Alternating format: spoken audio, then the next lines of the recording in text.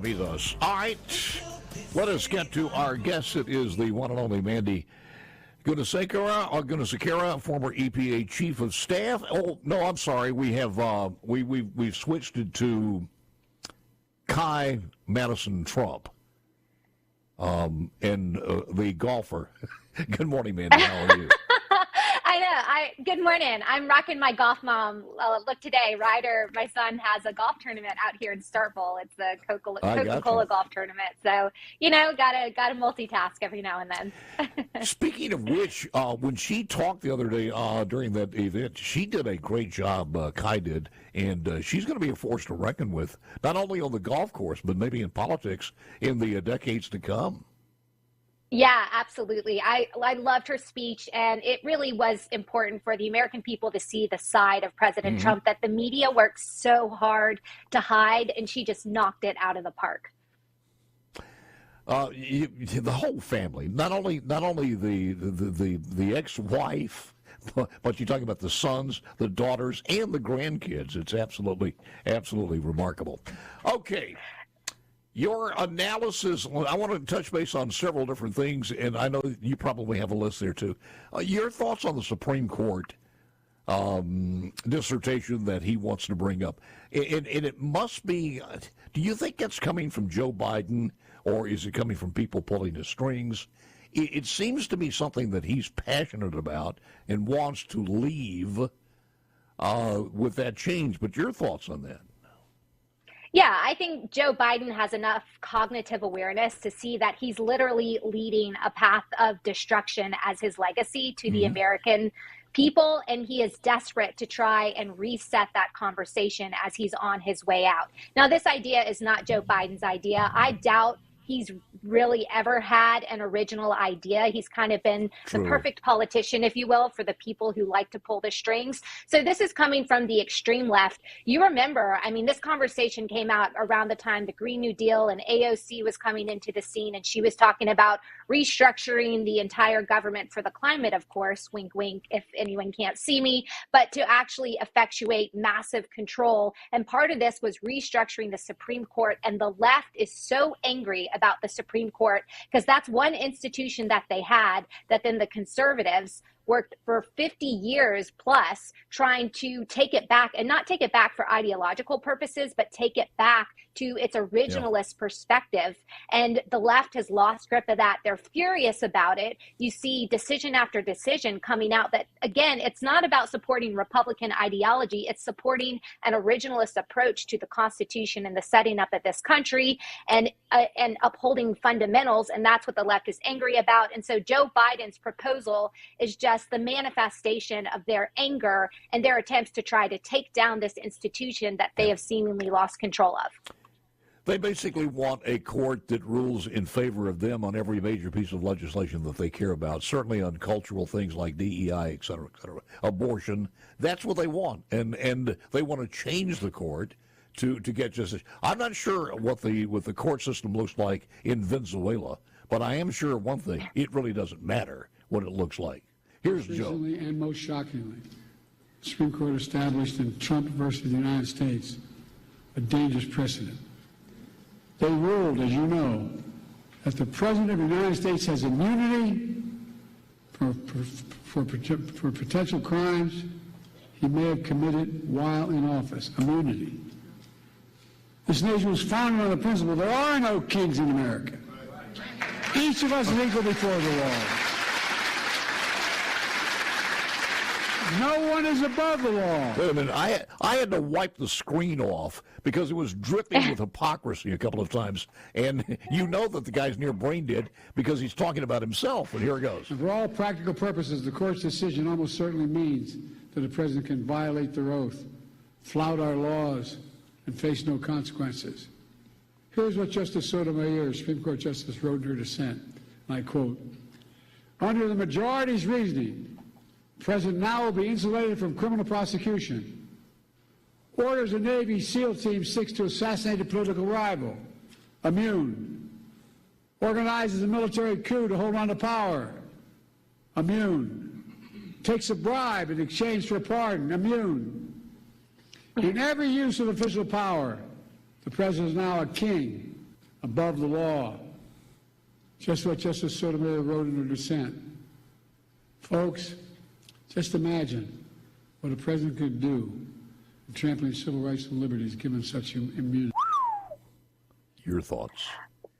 Okay, well, he just listed the things that he did. And it's literally his family. I know you've covered this extensively, Paul, but the Biden crime family and the fact that they have been on the receiving end of millions of dollars, not just his son and his immediate family, but cousins, and the whole family tree essentially is receiving millions of dollars from foreign sources. And we don't really know what for, except it always ends up in the favor of people that Joe Biden made deals with, whether it's China, whether it's Russia, back when he was vice president. And so he just went through the whole list of the things that he is actually doing, saying that he's concerned you're going to be immune about. Let's talk about what President Trump was actually found to be immune from. And this, what it protects is the ability of the president to receive information and when you're engaging in constructive analysis with your staff and the things that you do in that context, that is protected and not allowed to be taken out of context and then used to concoct or use the institutional systems to create fake charges and then put you through the court system like you've seen with President Trump. It is the left that is abusing their authority and using their powers to go after their political opponents, a grievance against the founding principles of this country. And it is sickening to hear Joe Biden get up there and say those sorts of things. It's a mischaracterization of the decision, number one. And then it's a list of the crimes he and his family have been committing for a very long time. I would think, out of the context of the normal duties of office, enlisting the SEAL team to take out one of your opponents would not be in that classification. So I would think Sotomayor should have known that, and the president should not have even spoken like that. But you're absolutely positively right. In the last several days, your analysis of how things have changed a little bit, since now it's not going to be Biden, it's going to be Kamala. Your thoughts on this one? Well, you've seen the media, full court press trying to convince the American people Kamala isn't who we've all seen for the past 3.5 years in the office of the vice presidency, or if you've been paying attention to what she was doing prior to her role there in the Senate and in the state of California. And so they've got their work cut out for them because they keep saying things, and then there's all this video evidence of how extreme and radical she really is, and how uncharismatic she actually is, how she doesn't connect with voters. There is a reason she was one of the first people to drop out in her run for the Democrat presidential nomination back for 2020. And it's because she isn't a good candidate. Substantively, she's not there. And she really just pushes the most radical ideas that are completely out of touch with what the American people want. Wouldn't that dissertation on the border czar, where everybody's out there saying she's the new border czar, and now the same people are saying, we never said that. We never said she was a border czar. She was never the border czar. And then you run the tape, they're all saying she's the border czar. So you can only use that on the dumbest of dumb people who don't care what you say, just go on and say it. Now, she also, she's made JD a little mad. I saw the other day Kamala Harris question my loyalty to this country. That's the word she used, loyalty.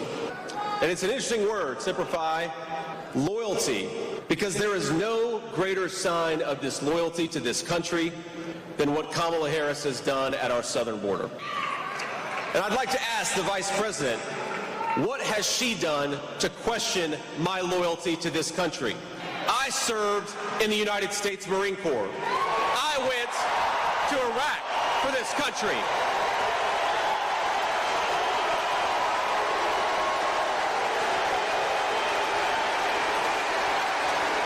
I built a business for this country. And my running mate took a bullet for this country. So my question to Kamala Harris is, what the hell have you done to question our loyalty to the United States of America?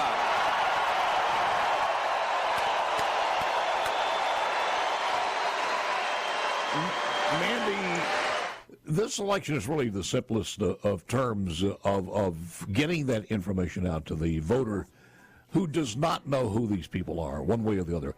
We'll continue this just a moment. Hang on, quick break back with Mandy in just a moment. We'll be back on a Tuesday, the 30th day in the month of July. Mandy's with us.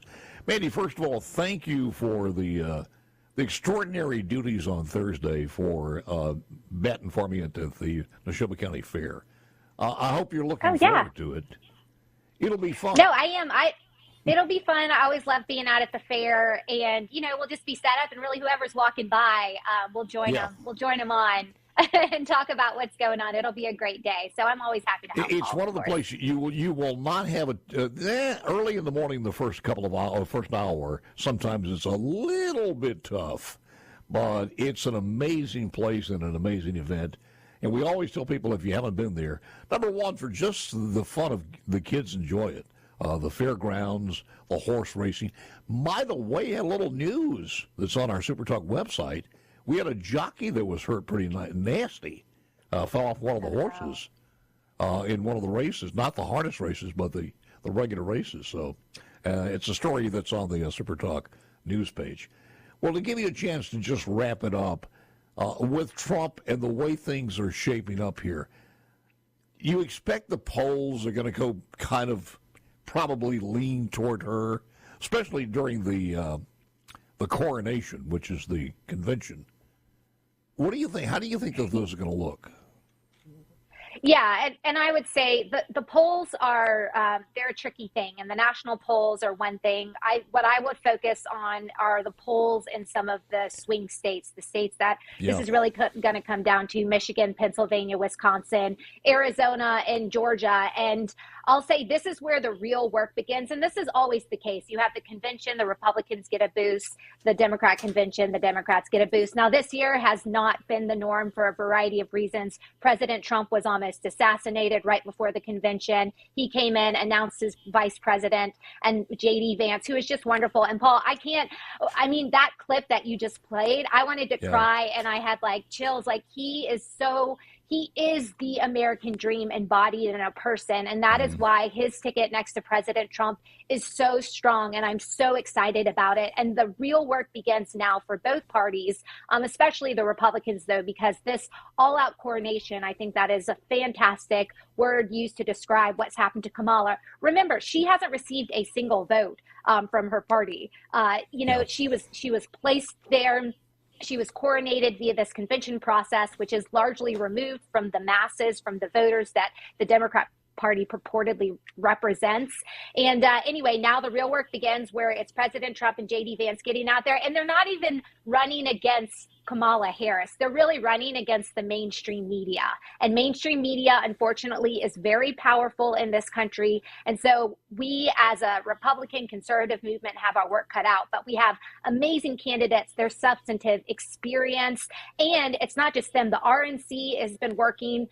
We've been working on infrastructure. There's a lot of affiliated nonprofits working on voter integrity infrastructure. And then there's been people like myself working on the policy side of things. That's less important when you're gearing up towards the elections. But just so people know, not only are they talking about what they're going to do, there's been folks critically thinking about how do we take these ideas to put this country back on a right path critically and do it agency by agency by agency. I'm a part of a group called Project 2025 with the Heritage Foundation, and we've been figuring out ways to fix all the ills that have found themselves in the form of high inflation, just tough lives in America, lack of safety, those sort of issues that impact Americans' everyday lives, and we're going to fix it. And so now it is just getting that message out to the American people.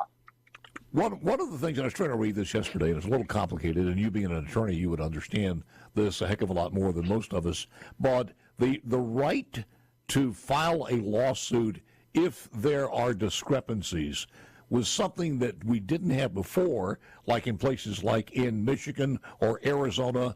The judge basically says, you had to file this before the election, not after the election. I didn't understand that, but apparently that's one of the changes, that at least if there is some cheating, a judge has to allow that lawsuit to go on.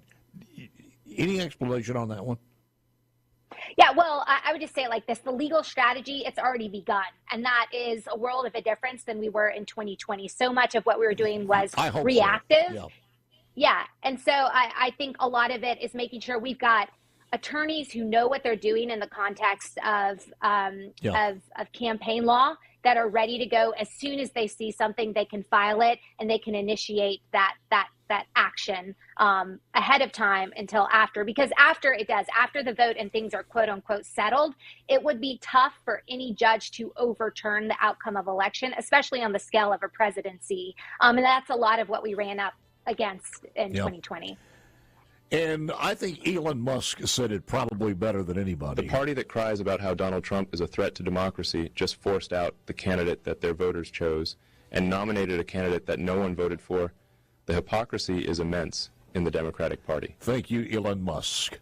Mandy, thank you, ma'am. Appreciate it very much, and thank you for Thursday. We look forward to listening. Yeah. Take care. Of course. Thanks, Paul. Mandy, and she's former EPA Chief of Staff, and she'll be doing the hosting from the fairgrounds, Neshoba County Fair.